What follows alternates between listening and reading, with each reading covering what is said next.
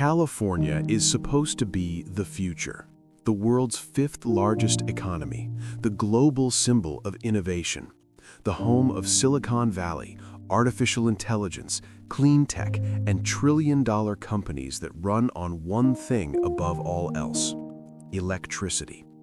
And yet, this is a state where the lights go out, not because of hurricanes, not because of war, but because the system cannot handle its own ambition.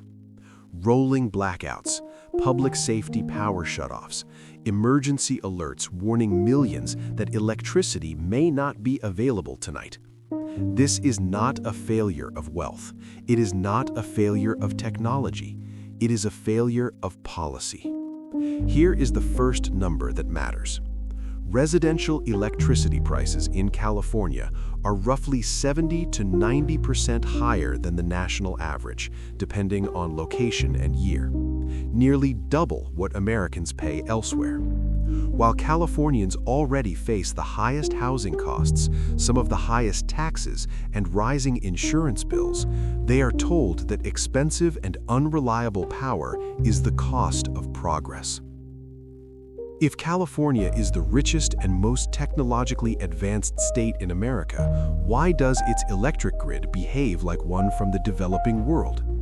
The official story is clean energy leadership: solar panels on rooftops, wind turbines across deserts and hills, a promise of 100% clean electricity. But beneath that promise is a grid under extraordinary strain, a grid that was never rebuilt, utilities buried under debt and legal liability, and energy policy driven by ideology instead of engineering. This is the story of how California's green dream turned into an energy nightmare. Electric grids do not run on slogans. They run on base load power. Power that works all the time. Power that does not care if the sun is shining or the wind is blowing. For decades, California had it. Natural gas plants that ramped up instantly during heat waves, hydropower that stabilized seasonal demand, and one critical asset that quietly carried the system: the Diablo Canyon nuclear plant. Diablo Canyon supplied nearly 10% of California's electricity, carbon-free, 24 hours a day, 7 days a week. It was reliable, it was already built, and it worked. But it did not fit the politics. Under pressure from activist movements and political commitments, California moved to shut Diablo Canyon down, not because it was unsafe, not because it was obsolete, but because nuclear energy did not align with the state's preferred narrative. At the same time, California accelerated the retirement of natural gas plants long before equivalent replacements were ready. This created a structural hole in the grid. Engineers warned about it for years. They called it the duck curve. During the middle of the day, solar power floods the grid, electricity prices collapse, conventional plants shut down because they cannot compete. Then the sun sets. Solar generation drops rapidly. Demand surges, and the grid scrambles to find power that no longer exists. Policymakers said batteries would solve the problem, but batteries do not work the way press releases suggest. California's battery storage can cover hours, not days. It cannot support the grid during prolonged heat waves. It cannot replace baseload power during multi-day emergencies, and it cannot compensate for large-scale plant retirements. Long-duration storage, the kind required to replace nuclear and gas, is still experimental, scarce, and enormously expensive. Should a modern society dismantle stable power sources before proven replacements exist?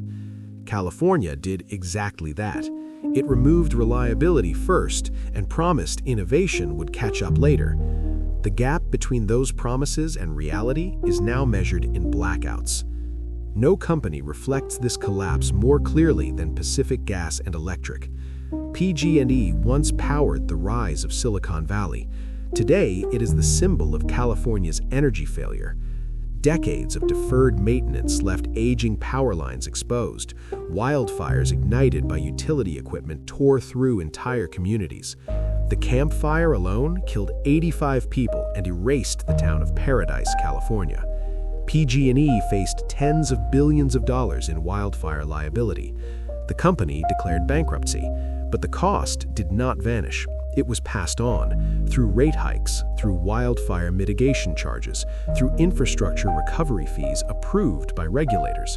Since the mid-2010s, average PG&E electricity rates have more than doubled.